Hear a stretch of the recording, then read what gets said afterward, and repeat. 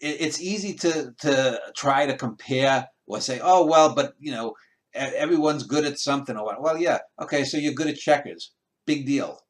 Okay, maybe you win a tournament or whatnot, and yeah, there's probably an international checkers society, just like there is for backgammon and chess. But ultimately, that doesn't do anything.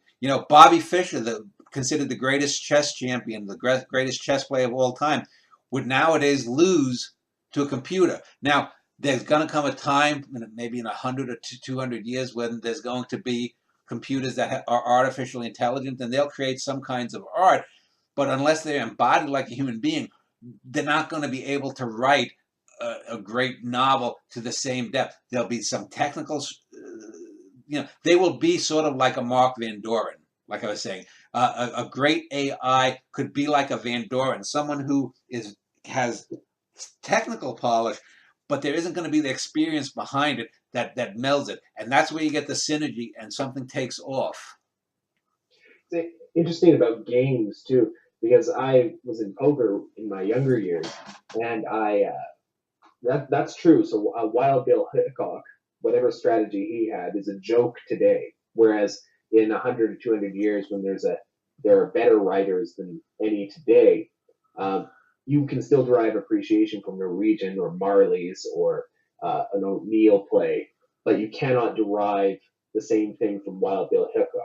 Whatever strategy he may have implemented in playing cards is already a joke and invalidated. The same thing with science. Yeah. Science is something that's falsifiable that helps to uh, increase the public's knowledge, but it doesn't really do anything outside of that. And the people who had those initial discoveries are often invalidated. Maybe they had a glimmer of a point, but it usually dissipates. The pre-Copernican solar system, the idea of the geocentric universe, and then the heliocentric universe replaced that, and now we know that there's no center to the visible universe that we can tell.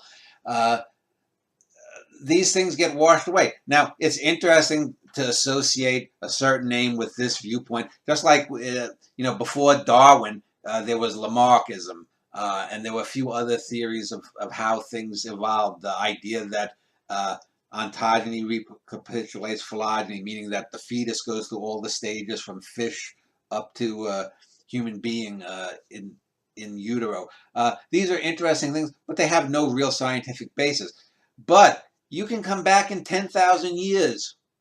Like I've said many times with my own work, if there's someone flying around the galaxy and it's a non-human that has a translation of all, all human uh, art or literature up to that point, Moby Dick is still going to be relevant because even though uh, that creature is never going to have sailed upon the Pacific or the Atlantic and has seen a white whale, most likely, uh, they will know that that's just a metaphor for something.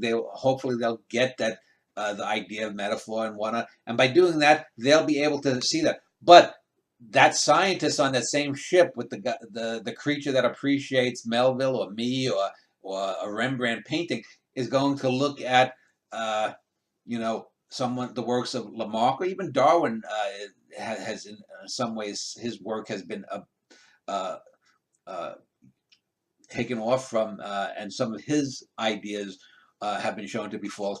Uh, Darwin is important. These people are important, but they are steps on a ladder that keeps ascending and ascending. There is no ascension with them. Yes, I can say I'm influenced by Melville, but I'm not the next rung up from Melville.